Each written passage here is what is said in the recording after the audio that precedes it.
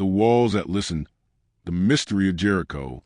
Narrator, calm but captivating tone, there are stories that echo through history. Tales so mysterious, so impossible, that even the strongest armies and the sharpest minds have no answer for them.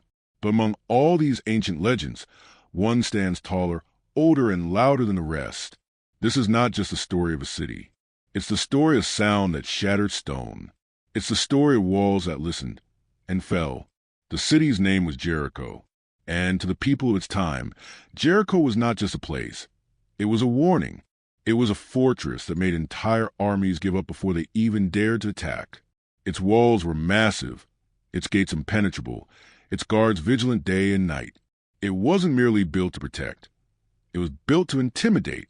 From a distance, Jericho looked like it had been carved straight from the earth itself. A city raised upon a hill, surrounded by wide open plains. Any army that tried to approach would be seen long before it arrived. The defenders had the perfect view of everything. Every dust cloud, every glimmer of armor, every step of the enemy. For generations, no one had ever breached those walls. Empires had risen and fallen. Wars had burned across the land. But Jericho remained untouched, a symbol of power and fear. Its defenses were more than just stone. They were calculated design. The outer wall rose nearly 30 feet high, thick enough that chariots could ride along the top. Behind it, another inner wall stood like a second line of defiance, built 4 meters thick. It wasn't luck that kept Jericho standing. It was engineering brilliance, centuries ahead of its time. Inside those walls, life was calm and confident. Families grew up never knowing what it felt like to be afraid. Children played in streets that echoed safety. The people of Jericho believed their city could never fall. They had every reason to believe so, because for hundreds of years it never did. But then came a moment that history would never forget. A wandering nation, once enslaved, now free, appeared on the horizon. They were unlike any other army Jericho had ever seen. They didn't have siege towers. They didn't have catapults. They didn't even have walls of their own, only tents, sand, and faith. And yet, these desert wanderers were about to do something that no empire, no kingdom, no warrior had ever done before. They would bring down the most fortified city in the world without touching it. Sunrise over mountains, the stage of the impossible. Before the first trumpet ever sounded, the story of Jericho was already ancient. Travelers from distant lands would whisper about its gates of bronze and its walls that reached toward heaven. The city guarded the entrance to the Promised Land, a narrow valley leading to the heart of Canaan. Whoever held Jericho controlled the trade routes that connected Egypt, Mesopotamia, and the Mediterranean.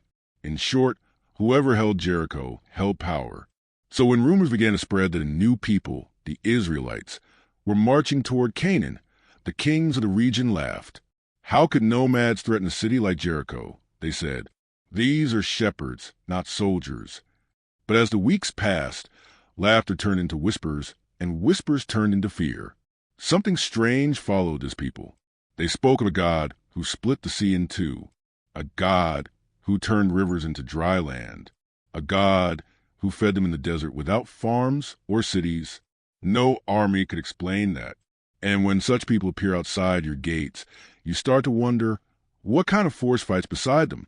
Jericho's king ordered every gate shut, every guard doubled. No one entered, no one left. The city became silent, watching from behind its mighty walls. And on the plains below, the Israelites began to set up camp. Hundreds of thousands of them, men, women, children, all waiting, all watching. To Jericho, it looked like madness. To the Israelites, it looked like destiny. They had wandered for 40 years in the desert. They had seen mountains split, water flow from stone, fire descend from heaven. They had no generals, no siege weapons. But they had Joshua, the man chosen to lead them where Moses could not. And Joshua had a plan, one unlike any in human history. But before any battle could begin, 2 men would have to enter the heart of the enemy. Clapperboard transition, hook into body section. 2 spies, hidden by night, slipped through the shadows of Jericho's gates. They had one mission: find out how to conquer the unconquerable. But what they discovered and who they met would change not only the battle ahead, but the entire story of redemption itself. The spies, the promise, and the sound that shook the earth. Narrator, warm and steady when night fell over Jericho. The streets grew quiet. The market stalls were empty. Torches flickered along the walls, and the echo of soldiers' boots faded into silence. Through those shadows, two men moved like ghosts, slipping past the gates, unseen, unknown. They weren't warriors. They carried no swords, no shields, only courage and a mission that could decide the fate of an entire nation. These were Joshua's spies, sent to see what no Israelite had ever seen. The inside of Jericho, the fortress everyone feared. The Bible doesn't tell us exactly how they entered, only that somehow, against all odds, they did. And it was there, among the winding alleys and watchful guards, that they found a single open door, one that would change everything. Candle, the woman in the wall. Her name was Rahab. To Jericho, she was just a woman on the margins, a harlot who lived in a small house built inside the city wall. Her window looked out over the desert plains, the same plains where the Israelites now camped. But that night, when the two strangers entered her home, something in her heart stirred. She didn't see spies. She saw a sign. Moments later, pounding fists echoed through the streets. Soldiers from the king demanding to search every house. Word had spread that Israelite men were seen inside the city. Rahab had a choice. She could betray these men to save herself or hide them and risk everything. She chose faith over fear. Quickly, she led the men to her roof, hiding them beneath bundles of drying flax. Then she went down to meet the soldiers. "Yes," she said calmly. "They were here, but they left before the gate closed. If you hurry, you might catch them on the road to the river." And just like that, the soldiers ran off into the night, chasing shadows. When the city grew quiet again, Rahab climbed to the roof. Under the moonlight, she looked into the eyes of the two strangers and spoke words that still echo across history. "I know that the Lord has given you this land," she said. "The fear of you has fallen on us. We have heard what your God did to the sea when you came out of Egypt." Imagine that. A woman inside the most secure city in the world, trembling, not from fear of armies, but from all the God she didn't yet know. She had heard stories, yes, but what she believed made all the difference. Faith doesn't always begin in temples or with priests. Sometimes it begins in unexpected places, even in the heart of a woman with a scarlet past. Rahab may request, "When your God gives you the city, promise me one thing, that my family will be spared." The spies agreed. "Hang a scarlet cord from your window," they said. "When the time comes, it will be the sign that you belong to mercy." A red cord, simple, fragile, but powerful. It marked a covenant, a bridge between judgment and salvation. That night, Rahab helped them escape through that same window in the wall, lowering them by a rope into the darkness below. They vanished into the wilderness, but not before promising, "If you keep your word, we will keep ours." And with that, the spies disappeared, leaving Rahab staring into the desert wind, waiting for the day Jericho's walls would tremble. The silent march. When the spies returned to Joshua, they came not with blueprints or battle plans, but with a message of fear already within Jericho's heart. "The Lord has surely given the land into our hands," they said. But what Joshua received next wasn't a military strategy. It was something no general in history would ever write into a war manual. God's command was clear. For 6 days, march around the city once each day in silence. On the 7th day, march 7 times. Then the priests shall blow their trumpets, and all the people shall shout, and the walls will fall. No siege towers, no catapults, no fire or rams, just walking, silence, and faith. To any bystander, it must have looked absurd.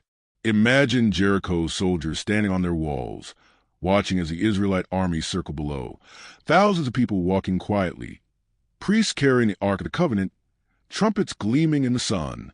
No one spoke, no one attacked. They just marched once, then left. The next day, the same. And the next. By the 4th day, Jericho's guards started to laugh. By the 6th, they stopped laughing. Because what kind of army marches for 6 days without speaking a single word? This wasn't strategy. It was something else. It was obedience, and obedience, when rooted in faith, becomes power. On the seventh day, the pattern changed. Before dawn, Joshua gathered the people. The priests lifted the Arkansas trumpets shone in the early light. The air felt different, heavy, expectant. They began to march again, once, twice, 3 times, 4, 5, 6, then the 7th. By now, the people's hearts were pounding. From the walls above, Jericho's soldiers leaned out, confused, nervous. At Joshua's signal, the priests raised their trumpets high, and for the first time in 7 days, sound filled the air. It wasn't the metallic clash of battle horns. It was a deep, ancient cry of ram's horns, a sound not of war but of worship. Then Joshua lifted his hand, and every voice among the Israelites exploded into one thunderous shout. Tornado, the fall of the unbreakable. In that moment, the ground trembled, the air cracked like thunder, and those mighty walls, the pride of Jericho, the symbol of strength, began to crumble, not slowly, not piece by piece. They fell outward, as if an unseen hand had pushed them down all at once. Stones tumbled, dust rose, cries filled the air. Within seconds, centuries of human engineering were reduced to ruins. But something remarkable happened. Among the destruction, one section of wall still stood, the place where a scarlet cord hung from a window. Rahab's house. Amid chaos and terror, her promise held true. What she believed had become her salvation. As the dust cleared, the Israelites moved forward, climbing over fallen stones. They entered a city that no one thought could ever fall, not by might, but by faith. No siege weapons, no arrows, just the sound of trumpets and the power of obedience. Dove, the faith that echoed. Inside her home, Rahab waited with her family. The sound of collapse still thundered in her ears, but her window was untouched. The red cord still fluttered in the wind. And soon, the same men she had hidden came back for her, keeping their promise. That day, Rahab walked out of Jericho, not as an enemy, but as one of God's own. She would go on to live among the Israelites, marry into the tribe of Judah, and become part of a story far greater than she could ever imagine. But for now, as she stood on the smoking ruins of her city, she knew one truth that would outlive every wall. When God speaks, even stone listens. The fall of Jericho was not just a battle, it was a message. It showed that the real victory doesn't belong to those who shout the loudest or strike the hardest, but to those who trust the deepest. Faith can move mountains, and apparently walls too. And though that city lies in ruins to this day, its lesson still stands stronger than ever. Sometimes, the walls we face in life don't fall through power, but through persistence, faith, and obedience. Faith beyond the walls. The dust has settled. The city that once stood proud now lies silent. Jericho, the unbreakable fortress, has fallen, but among the broken stones, something far greater rises. A story of redemption. Rahab's scarlet cord still sways in the breeze, catching the light of a new morning. It's not just a sign of survival. It's a symbol of faith that crosses boundaries, of mercy that reaches even the most unlikely soul. The people of Israel have entered the promised land. Yet the real victory wasn't the fall of walls made of stone. It was a breakthrough inside human hearts. Because in Jericho, God didn't just conquer a city. He claimed a heart. Sunrise, a new beginning. As the sun rose over the plains, the Israelites gathered outside the ruins. Smoke curled into the sky, mingling with the scent of dust and ash.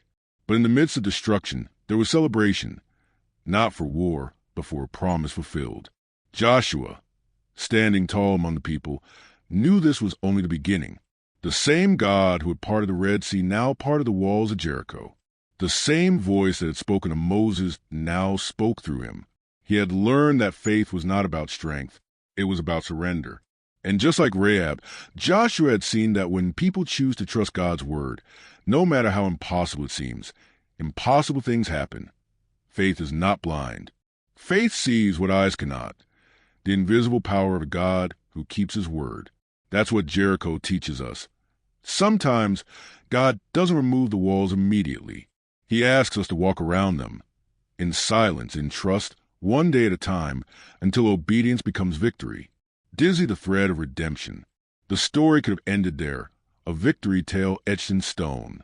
But the scarlet cord Rahab hung from her window carried more than a promise. It became a thread woven through the generations. Rahab's name appears again, not in the rubble of Jericho, but in the lineage of kings and of a savior. Yes, that Rahab, the woman once known for her shame, became the great-great-grandmother of King David, and through her line came Jesus Christ, the Redeemer of the world. Think about that. A woman from a doomed city, a foreigner, an outsider, a sinner, became part of the bloodline of salvation itself. That's the gospel written long before the New Testament ever began. That's mercy rewriting history. Every time you see a scarlet thread, from Rahab's cord to blood on the cross, it's a reminder of one truth. God doesn't choose the perfect. He perfects the willing. And just like Rahab, each of us has a window in the wall, a place where we must decide what cord we will hang, what faith we will show. Lesson from the fall. The fall of Jericho wasn't just a military miracle. It was a divine pattern, a spiritual map that still applies to every believer today, because we all face walls. Walls of fear, walls of guilt, walls of the past we wish we could rebuild differently. Sometimes those walls seem too high, too thick, too strong. But the God who brought down Jericho's fortress can still bring down the barriers inside our hearts. He just asked for what Joshua asked of his people. Keep walking, keep trusting, even in silence. There's something sacred in the waiting, in those quiet days when nothing seems to change, yet faith keeps marching. Maybe your Jericho is not a city but a season, a relationship, a dream, a loss, a fear. And maybe you walk around it for days, months, years, and nothing seems to move. But faith isn't about instant walls collapsing. It's about consistency when you don't see results, obedience when logic says stop, hope when silence feels endless. Because one day, the seventh day, will come, and when it does, you'll know that every step, every prayer, every tear was not wasted. Just like the Israelites' silent march, every moment of quiet faith prepares the ground for breakthrough. And when God finally says, shout, the walls that once defined you will no longer confine you. Some behind small cloud, from walls to windows. Let's go back one last time to Rahab's window. Imagine her standing there, the scarlet cord hanging down, her eyes filled with tears and light. Behind her, everything she'd known was gone. Before her, a future she couldn't yet see, but believed in anyway. That's what faith looks like. Not certainty, not control, but trust that even in the ruins, God is building something new. And maybe that's why God chose her window to remain standing when every wall fell. Because faith doesn't need perfect walls. It just needs an open window. If Rahab's story teaches us anything, it's this: God's grace isn't fragile like the cord she hung. It's unbreakable. It holds when everything else falls.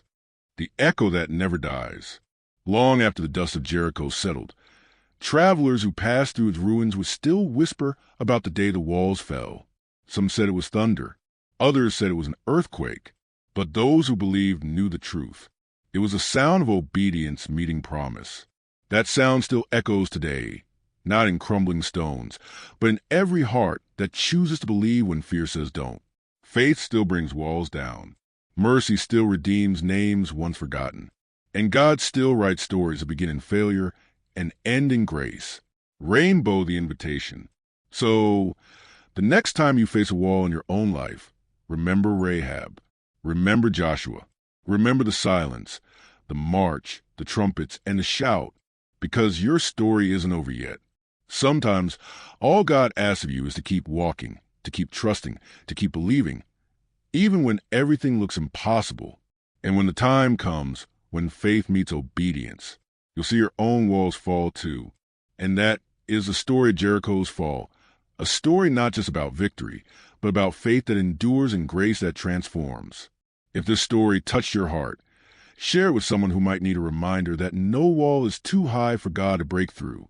Don't forget to like, subscribe, and join us in the next episode, where we uncover another timeless story from the pages of the Bible and discover what it still means for us today.